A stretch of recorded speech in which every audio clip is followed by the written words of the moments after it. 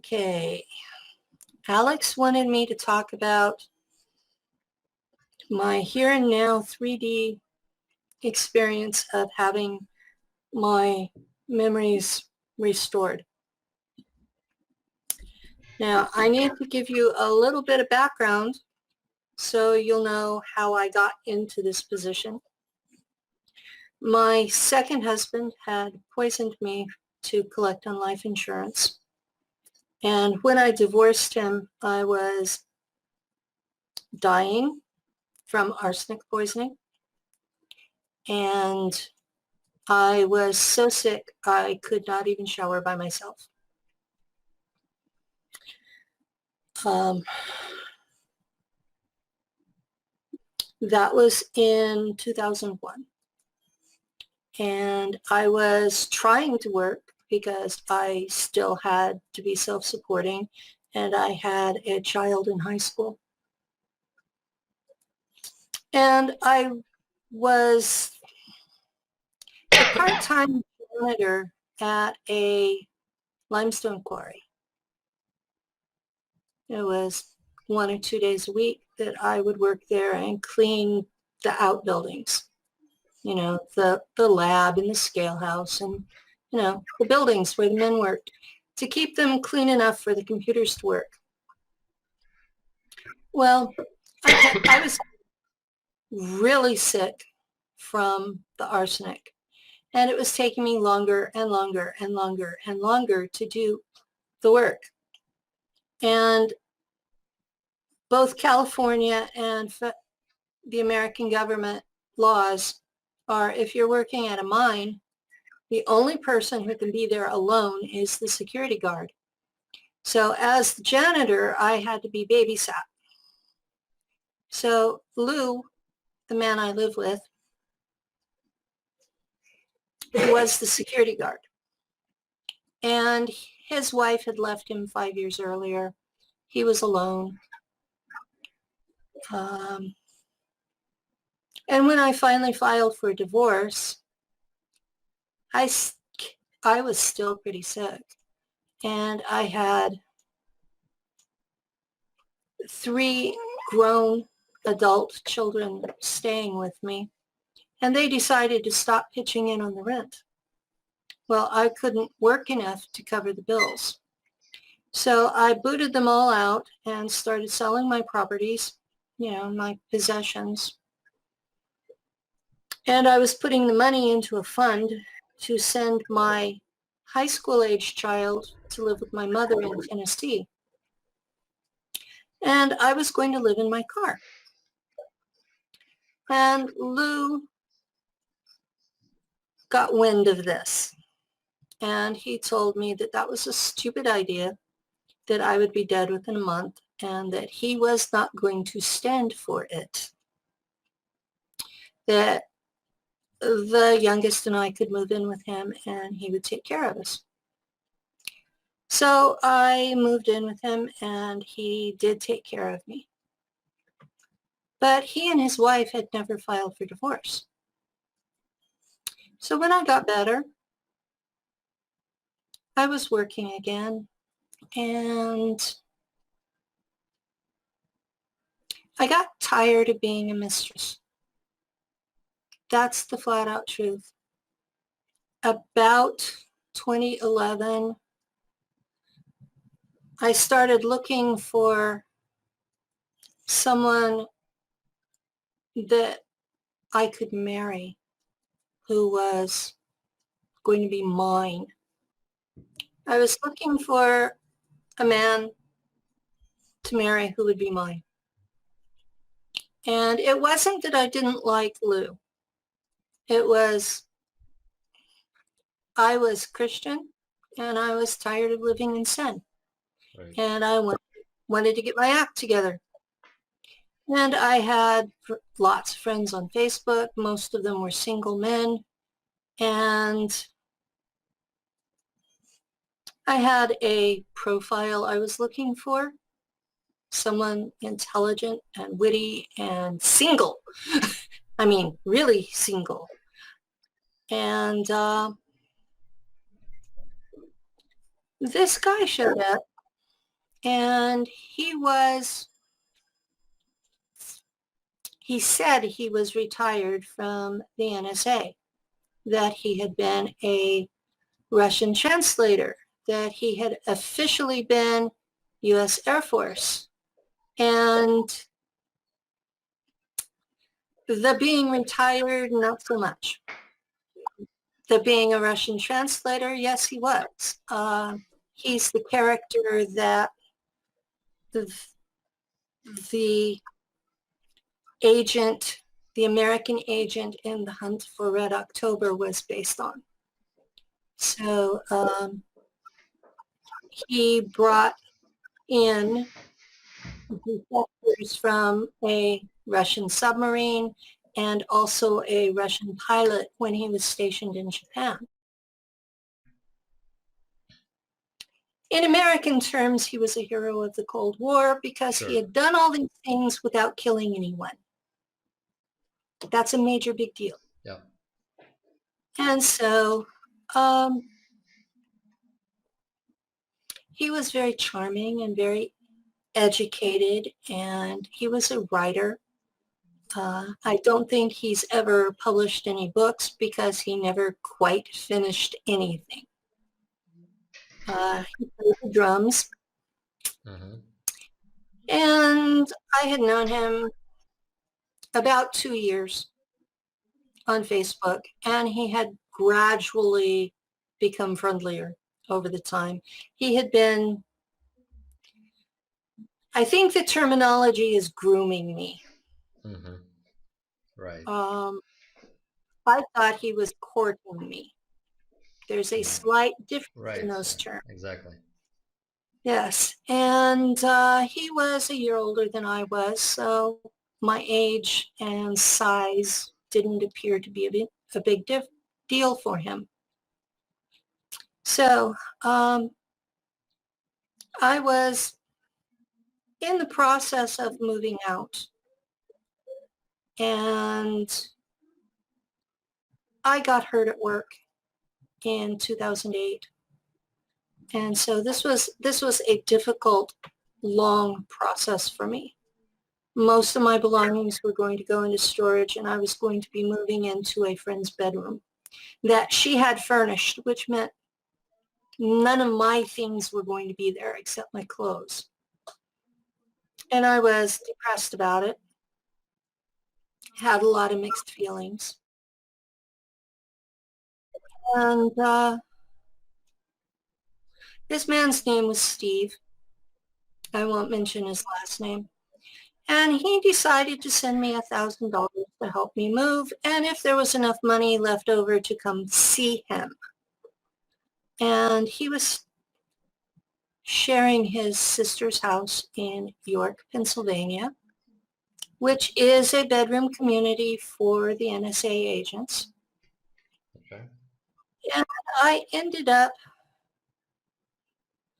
the day before I was supposed to move, Lou told me that his cancer had come back and that he was dying, and that's why he had been such a dick. And I actually do love the guy, so I bought it.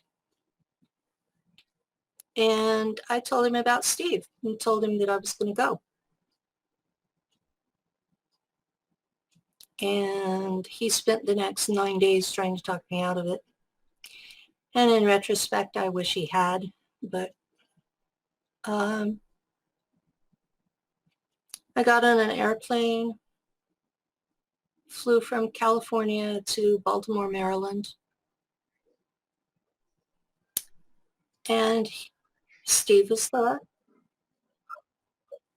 And he was a lot smaller than he had presented himself on Facebook, which made me feel really, really self-conscious because I'm 5'7" and over 200 pounds and well over 200 pounds. And he was also 5'7" and he was about 180. So it's not that common for the woman to be that much larger than the man. And I really felt self-conscious. But we ended up spending 11 days together, and he actually married me, but not in a legal ceremony. And during the time of our supposed honeymoon, he kept taking me to all of these things concerning Wizard of Oz. And Okay. there is a place in Washington, D.C. that is the National Temple for the Mormon Church. And it greatly resembles the Emerald City in the Wizard of Oz movie. And every time we would pass by it in our travels, he would tell me about this big sign that they put up that said, "Free Dorothy." And he repeated it over and over and over and over and over and over and over during the 11 days we spent together. And then one day he says, "It's time for you to go home to Lou." And he started to drive me to the airport and basically had what appeared to be a paralysis episode. So we had to pull over for several hours till it cleared, which made me miss the plane. I got a hotel room for the night. And I don't know what his plan was, but he still kept repeating this Free Dorothy stuff. And when I got home, I was ill, physically ill. I was nauseous. Well, this was after the plane flight. My feet were swollen to 3 times the normal size. My shoes had cut my feet where I was bleeding. I was nauseous and dizzy, and it was almost like some sort of drug withdrawal. And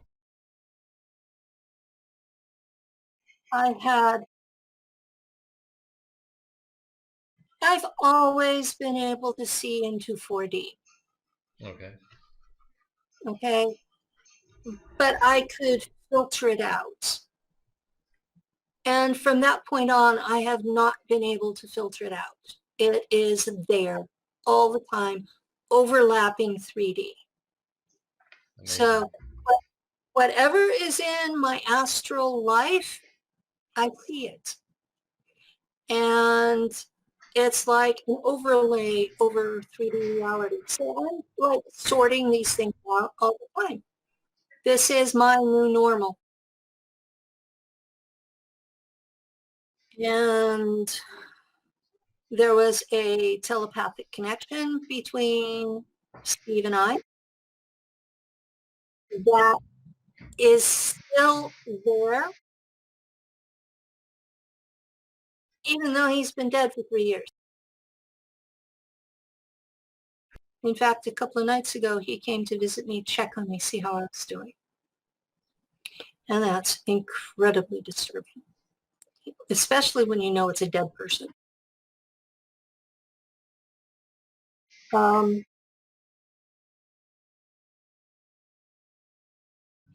coming to see me after he died was how I knew he had been murdered, because he showed me the mental image of the person who injected something into his IV that he died from. The rest of his family thinks he just died in the hospital. But I got home and I was sick. And a week later, he had an asthma attack at his sister's house, and she refused to call and have an ambulance come get him. And he ended up having a heart attack and basically dying. And they revived him in the hospital and had him under medical paralysis for Coma? another week. Yeah, it was Clinical, like clinical coma? a clinical coma. Yeah, okay. And when they withdrew the drug, he didn't come out on his own. And because of this telepathic connection, I was getting visions of him floating above his body. He wanted to die.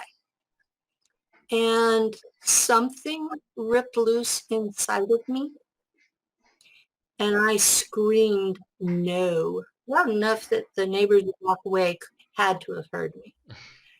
And it was like power came out in my hands. And I'm 3,000 miles away from him. You know, I'm in California and he's in York, Pennsylvania. Yeah. This is a huge distance. Right. This is not like around the corner. And up to that, he kept telling me he was going to come here and live with Lou and I. Men are weird, especially in America. All right. So anyway, yeah, there are a lot of weirdnesses in the single scene in America. And I'll just leave it at that. Things that I never would have thought of when I was your age. So, if he had been telling me that. Now, when he came out of the coma, he acted like he didn't remember me at all. He even unfriended me on Facebook.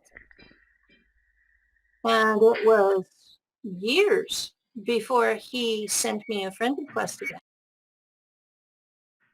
Meanwhile, I have all these psionic experiences piling up on me because that's what came first was the paranormal crap.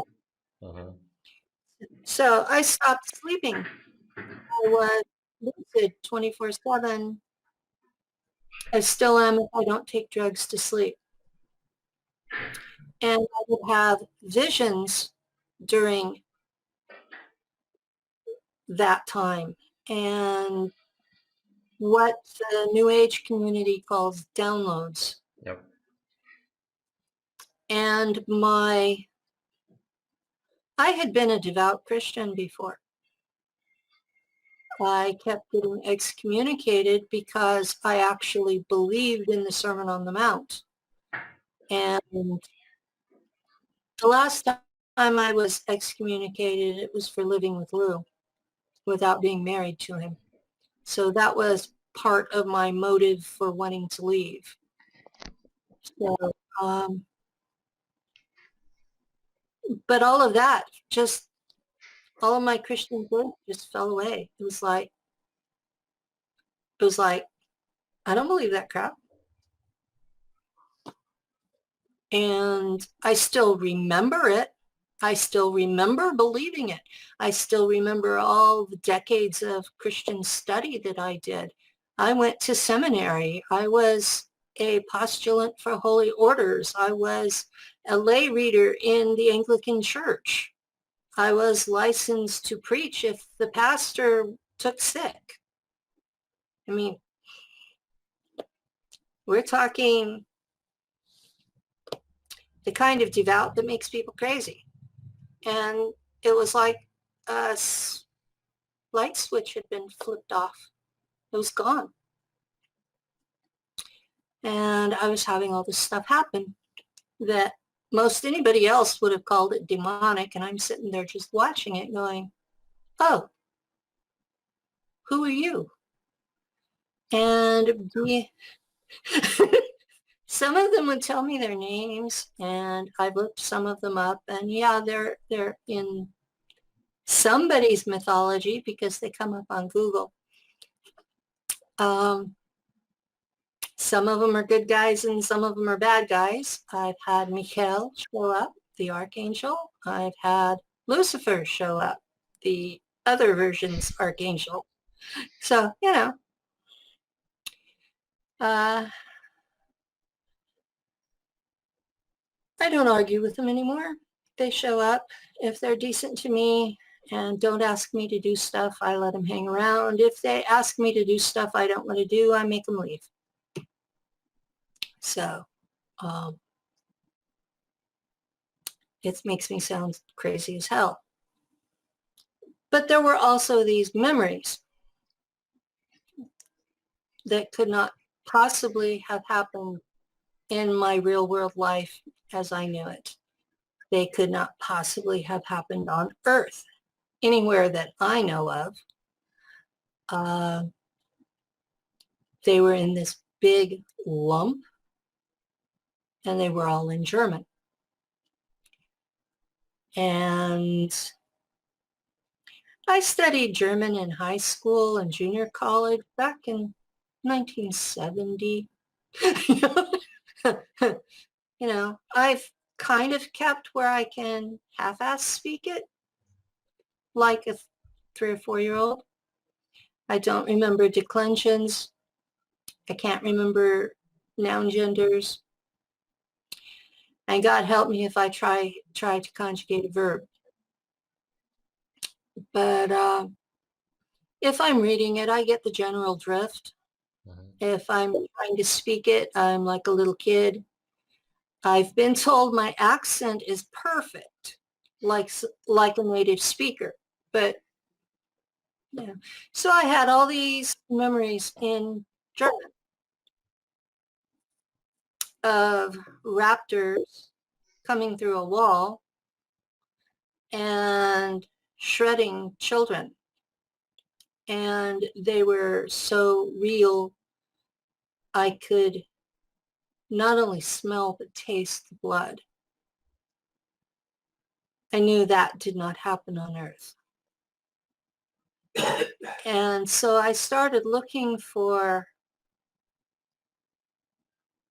this was too real to not be real. So when and where and how could this have happened? And I'm educated. I was a senior in university when I had to drop out for having lupus. So I was pre-med microbiology and chemistry. I'm not, I'm not an idiot. I know how to research. So I started looking into reptilians because it was raptors who came through the wall. And I had always had some memories. I knew that in my past I had levitated. I knew that I could hear thoughts part of the time. I knew that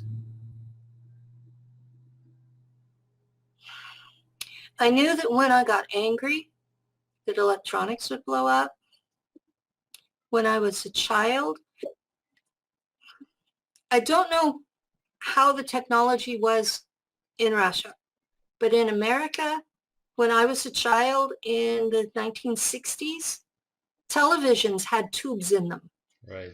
Exactly. And you would take them out and you would test them because the tubes would go bad and you'd have to figure out which one. Yeah. Okay, my father would hand these to me while he was going through, and he would write down the numbers and check yes or no. Well, I was dusting them off with my hand, and it took the numbers off. Oh, Dad was absolutely livid. And you did not make Dad mad. He had a temper. And I think the most polite way to put it is I got my ass beat. And he never handed me the tubes again. But he had to go through and figure out which tube each of them was. He had to get a whole new set for the TV. Would have been cheaper to buy a new TV. And I was in big trouble. But about a year later, he had the guy come in to degauss the TV.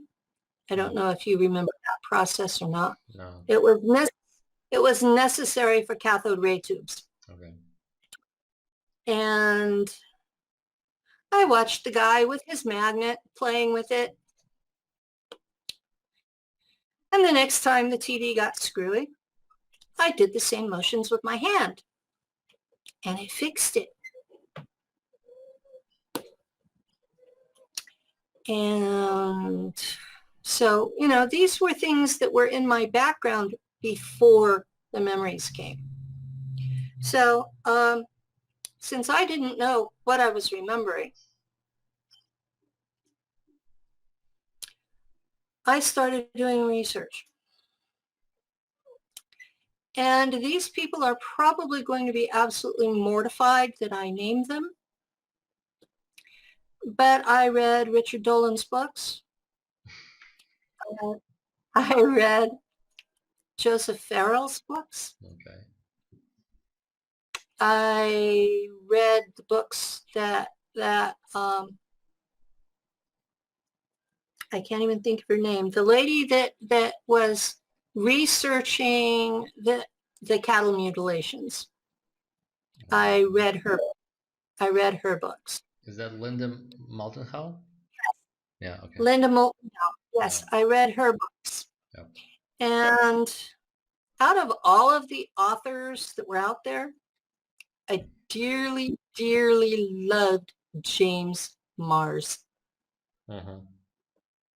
He wrote logically, down to earth, in common language.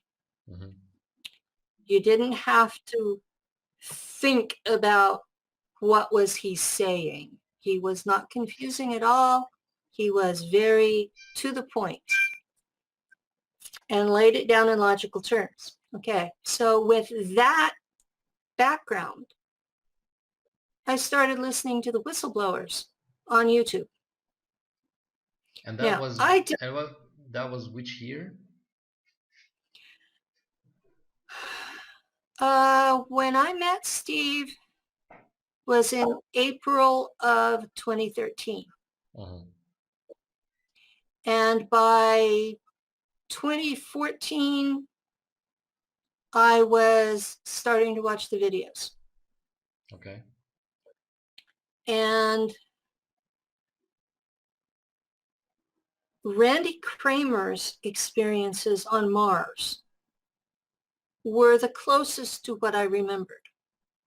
Not exactly right, because I didn't remember being in the battles. Right. But the MDF.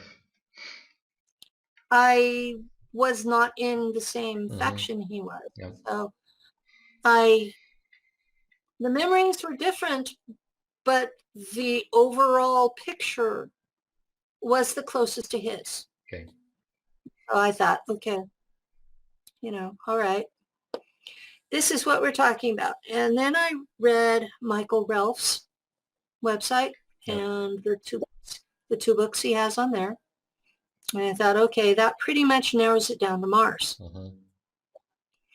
And then I started looking for help to make sense of the blob of memories. And I ended up in a Facebook group where Fritz Bringmeier declared that I was a demon. Not that I was possessed like he says all the other me labs are, but that I actually was a demon.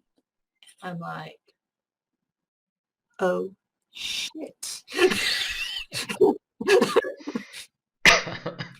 was suddenly being attacked all over Facebook by any person that listened to him about me. Well, I was in this chat room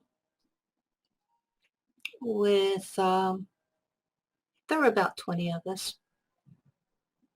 And we were all in various stages of remembering. And we said, you know, there's no place out there for those of us who are remembering serving in space.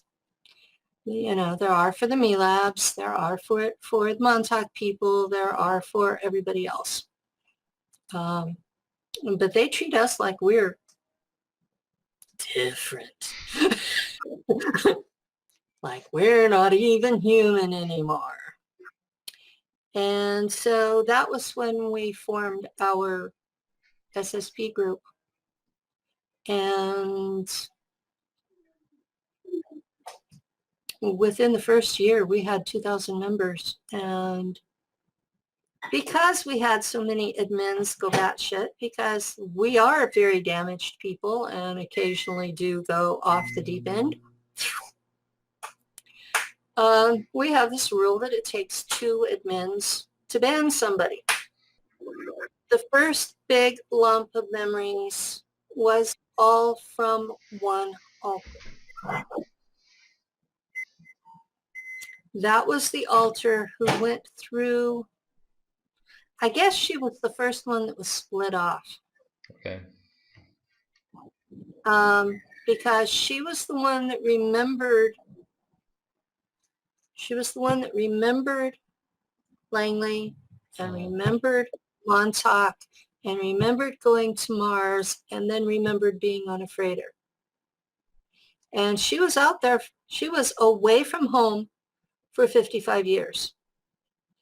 So that was, they called her Penelope Valkyrin because the unit in the Mars Defense Force that she served with was called the Valkyrin, the Valkyries. We were all women fighter pilots. So I'm sorry, is this common for the programs to actually first create an altar and then train you and send you away in that altar, not as you, right? Is that a common thing? Okay. So it's not, they don't want yeah, the Earth version of you to to know remember any of to it. know anything, right? Yeah. So when they So, get you back, so that when they get you back, they can switch you over to your Earth self, and you have no idea, right? What you have happened? no idea, Right, and you know you can't expose something you don't remember. right. And there are clues Mm-hmm. because you'll have a small child doing very adult things Mm-hmm. inappropriately. You'll have kids who pick up on a language way too fast because the alters spoke that language. Yeah.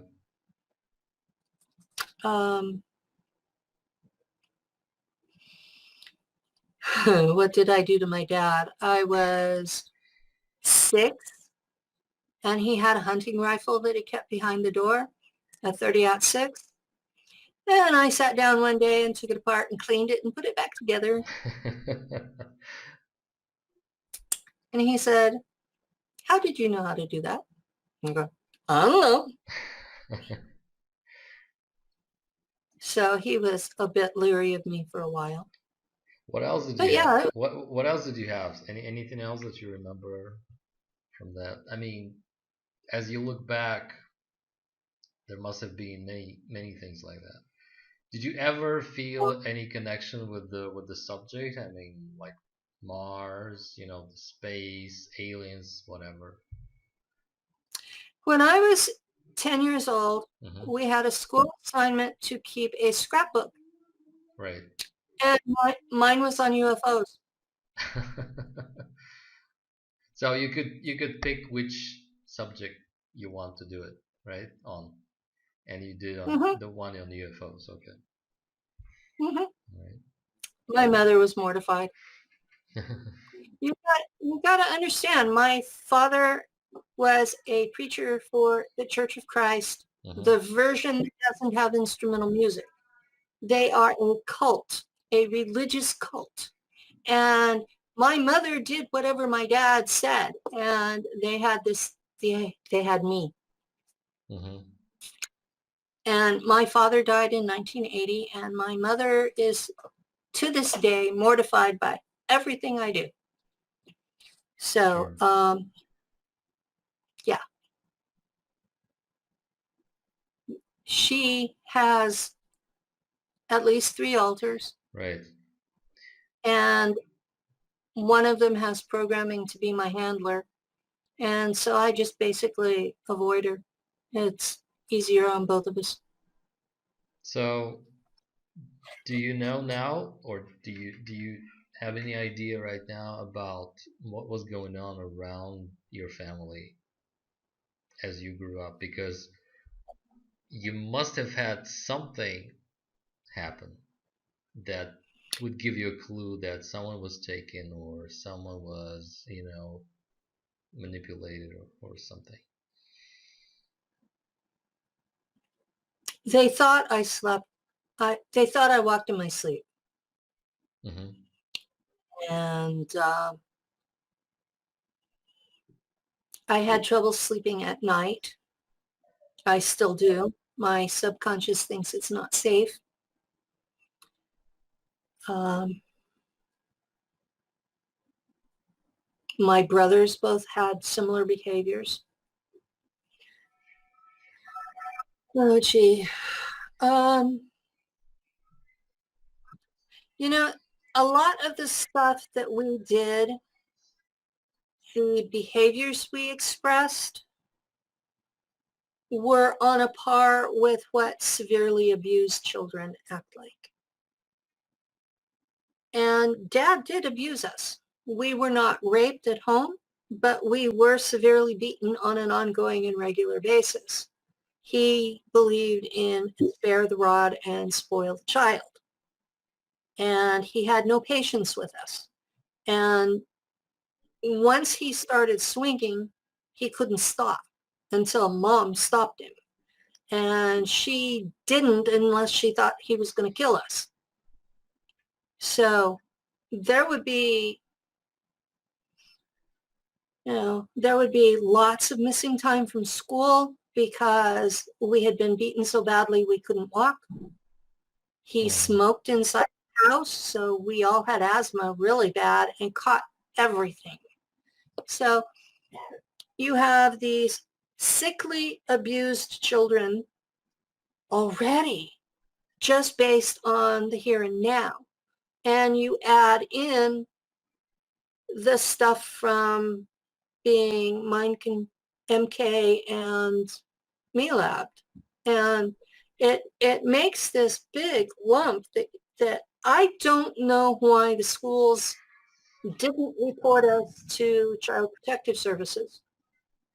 Or that may have been why we moved so much. I ended up going to 36 different schools before I graduated high Yeah. school.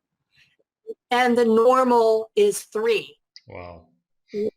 Elementary school, junior high, high school. That's the normal. And I went to 36. So I sat down one day and counted them up. It was 36 different schools.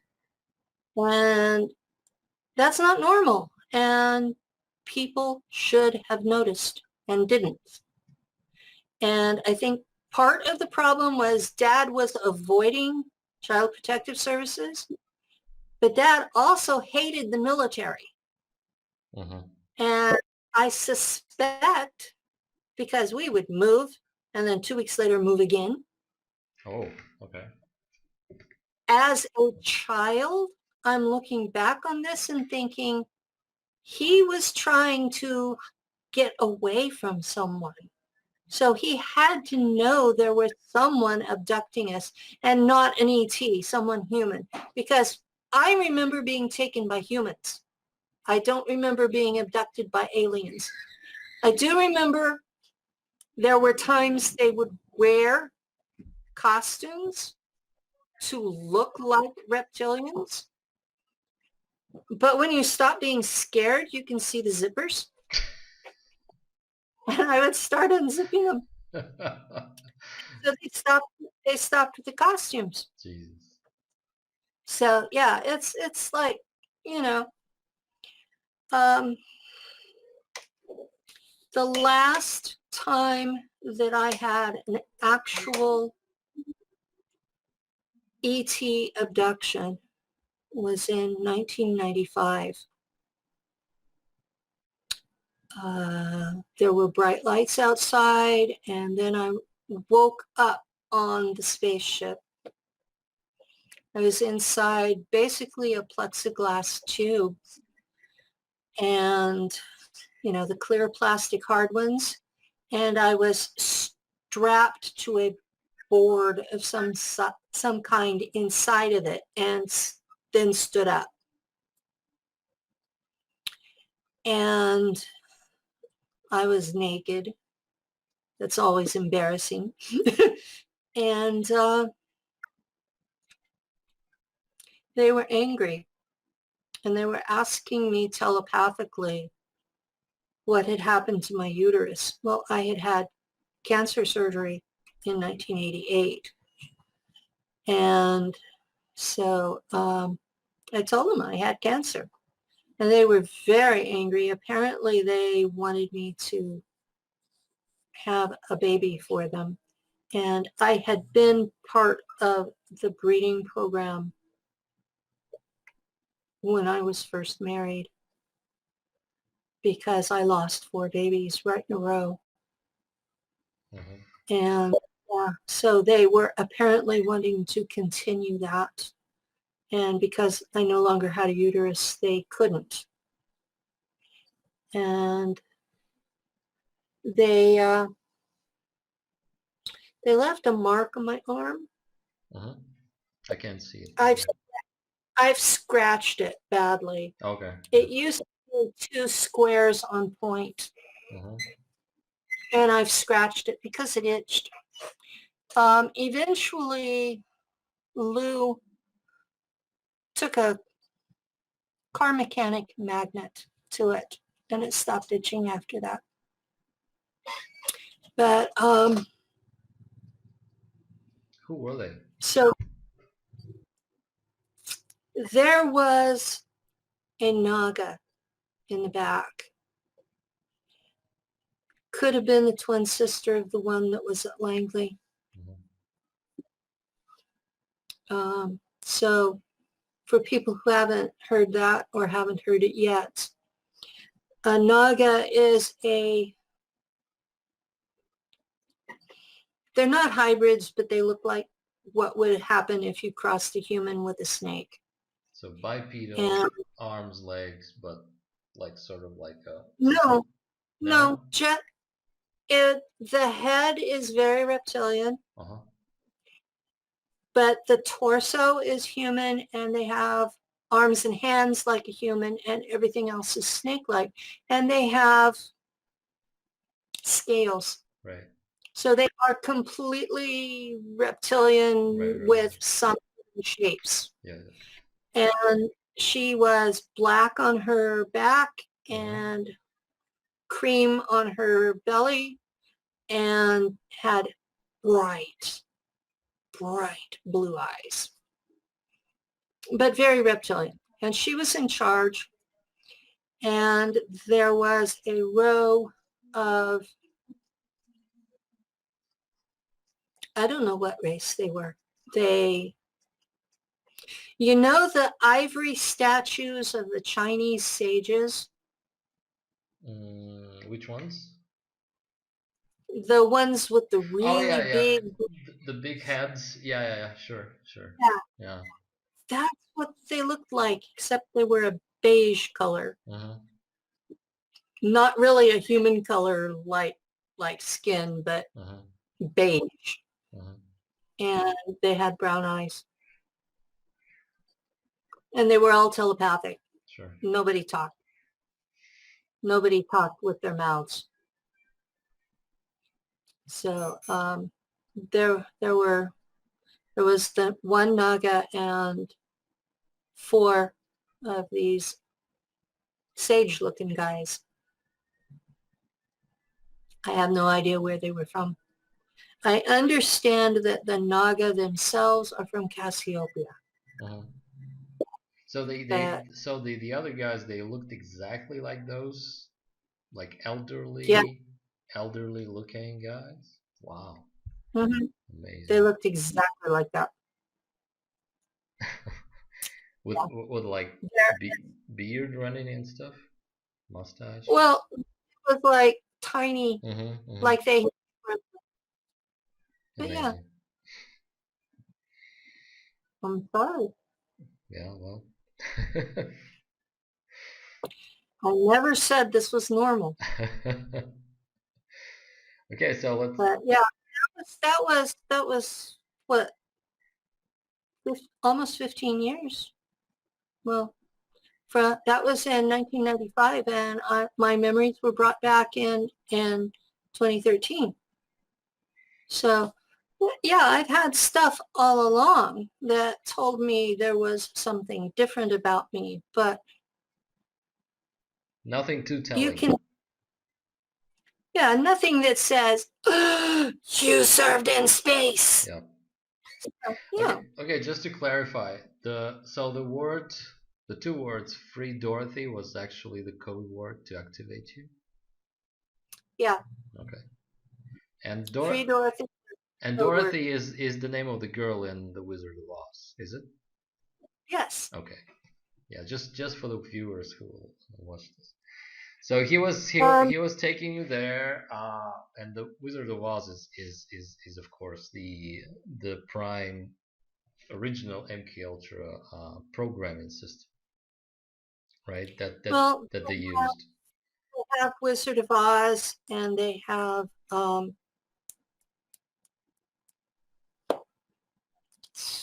Alice in Wonderland. Alice in Wonderland. Yes, sure. Yes, they have Wizard of Oz and Alice in Wonderland, Uh-huh. and I understand that they have a couple more now. But Wizard of Oz was what was used on me for that altar. Yes. Now they use different programs for different altars Uh-huh. because Do altars are do set up in a hierarchy. do you remember like watching Wizard of Oz when you were a child and having some kind of weird sense of something or nothing of that sort? Yes, You it did? was. It was. It felt like it was real instead of like it was a fantasy. Oh, okay. Um, but I've had that with other movies since. Things that should have been purely fiction felt real. Mm-hmm. And some of them have turned out to be from programming, Mm-hmm. and others have turned out to be from my family history. Yeah. Um, Okay. Past lives and stuff. Robin Hood Robin Hood. Yeah. is Robin Hood. The real Robin Hood was Aubrey de Vere, Mm-hmm. and he's in my family tree. The There was a real King Arthur, Mm-hmm. and his father was the real first Pendragon of Wales, and they are in my family tree. And so some of the stories that felt real, even though they were supposed to be fiction, it's turned out that the real people are in my family tree. So that's like a genetic memory, which science is showing genetic memory is real. Sure. So the main question then is why did was was Steve sent to do this?